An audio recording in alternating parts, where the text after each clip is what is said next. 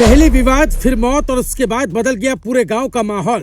क्यों घर खाली कर जाने लगे मुसलमान? क्यों बढ़ने लगी बेचैनी और किस बात का है डर? 3 दिन बाद हुआ विनोद का अंतिम संस्कार। पत्नी का फूटा दर्द, आरोपी के घर पर बरसाए पत्थर। बैरागी वाला की वो कहानी जिसने पूरे उत्तराखंड में छेड़ दी बड़ी बहस। क्या एक पुरानी रंजिश ने एक परिवार की खुशियां छीन ली? क्या एक व्यक्ति की मौत के बाद पूरा गाँव बदल सकता है? और आखिर बैरागी वाले में ऐसा क्या हुआ कि कुछ ही घंटों में हालात इतने बदल गए कि कई मुसलमानों के घरों पर रातों रात ताले लटक गए, गलियों में सन्नाटा छा गया और पूरे इलाके में सुरक्षा बलों की तैनाती बढ़ानी पड़ गई। देहरादून के सहसपुर क्षेत्र का बैरागी वाला गांव इन दिनों इन्हीं सवालों के केंद्र में है। कहानी की शुरुआत होती है शनिवार शाम से। बताया जा रहा है कि भाजपा ओबीसी मोर्चा के मीडिया प्रभारी विनोद कुमार अपने भाइयों के साथ खेत में पानी लगा रहे थे।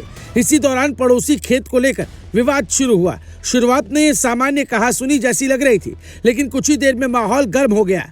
आरोप है कि दोनों पक्षों के बीच विवाद बढ़ा और कई लोग मौके पर पहुंच गए। देखते ही देखते मामला मारपीट तक पहुंच गया। विनोद कुमार और उनके भाइयों को गंभीर चोटें आईं।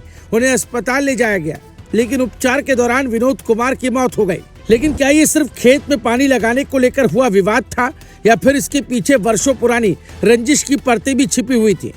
स्थानीय लोगों की माने तो दोनों पक्षों के बीच लंबे समय से तनाव चला आ रहा था।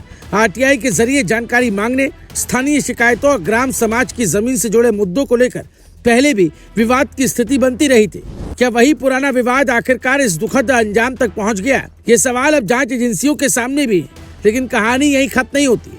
असल में इसके बाद शुरू हुआ दूसरा अध्याय। विनोद कुमार की मौत की खबर जैसे जैसे फैली, गांव में लोगों की भी भीड़ जुटने लगी। अलग अलग संगठनों के कार्यकर्ता भी मौके पर पहुंचने लगे। हर किसी की मांग थी कि आरोपियों के खिलाफ जल्द और सख्त कार्रवाई हो।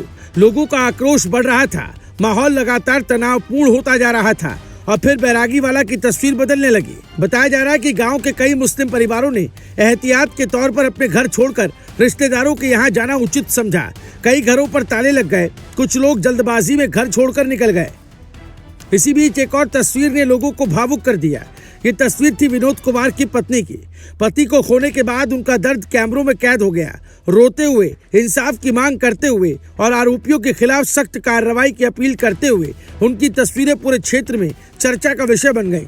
पति की हत्या से सदमे में डूबी विनोद कुमार की पत्नी का दर्द गुस्से के रूप में फूटा। रोती बिलखती पत्नी जब आरोपी के घर के बाहर पहुंची तो पत्थर फेंककर अपना गुस्सा जताया। बोली कि मेरे सुहाग के कातिलों को पकड़ा जाए और उनके खिलाफ सख्त कानूनी कार्रवाई हो। परिजन और ग्रामीण भी हत्यारों की गिरफ्तारी और उनके खिलाफ सख्त कानूनी कार्रवाई की मांग कर रहे हैं। पति की हत्या के बाद बीजेपी नेता विनोद कुमार की पत्नी का दर्द छलक पड़ा। रोते बिलखते हुए उन्होंने कहा कि मुआवजा उनके लिए कोई मायने नहीं रखता।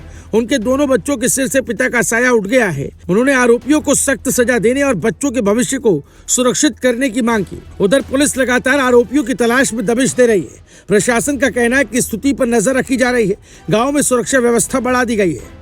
लेकिन फिलहाल बैरागी वाला सिर्फ एक गांव नहीं, बल्कि कई अनुत्तरित सवालों का केंद्र बना हुआ है। एक तरफ न्याय की मांग कर रहा एक परिवार है, दूसरी तरफ सामान्य हालात लौटने का इंतजार कर रहे ग्रामीण, और इनके बीच खड़ा है पूरा उत्तराखंड, जो इस पूरे मामले में आने वाले हर अपडेट पर नजर बनाए हुए है। Bureau report रायशुमारी।